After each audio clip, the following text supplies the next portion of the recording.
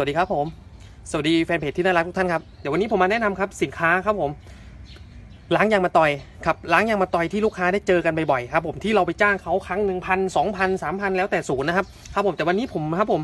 ตัดปัญหาครับไม่ต้องจ่ายแพงครับผมไม่ต้องจ่ายแพงนะครับเป็นน้ำยาล้างยางมะตอยโดยตรงเลยครับผมที่เวลาเราวิ่งรถออกต่างจังหวัดตามท้องถนนครับที่เขาทำถนนกันใหม่ๆนะครับเราไปเจอพวกคราบยางมะตอยพวกนี้ครับดูคราบสกปรกพวกนี้ครับผมนี่คือยางมะตอยโดยตรงเลยครับผมแต่ขวดนี้ผมแนะนำเลยนะครับลูกค้าเอาไปใช้ได้หมดทุกสภาพรถใหม่ป้ายแดงรถเคลือบแก้วเคลือบกิ๊ตตันใช้ได้หมดขวดเดียวจบเลยนะครับผม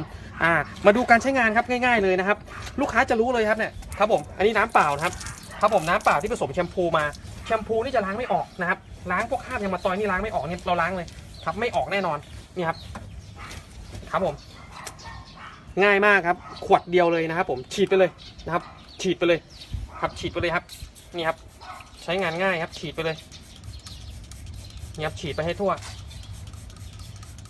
ง่ายครับผมนี่ครับฉีดเสร็จนะครับใช้เวลาครับผม1-2 นาที1-2 นาทีครับผ้ารูปเลยครับผมนี่ผ้ารูปเลยนี่ครับพวกคราบยางมะตอยครับผ้ารูปเลยครับนี่ครับง่ายนี่ครับรูปเลยนี่ครับคราบปรุงสกปรกได้หมดนะครับรูปเลยนี่คือคราบหนักเลยนะครับนี่คือคราบหนักเลยนี่ครับกลับมาเงามาใสเหมือนเดิมนะครับกลับมาเงามาใสเหมือนเดิมนี่ครับจากที่เป็นคราบหนักๆครับผมจากที่เราต้องไปเสียเงินทีละ1,000 2,000นี่ไม่ต้องครับนี่ง่ายมากนะครับผมนี่ครับผม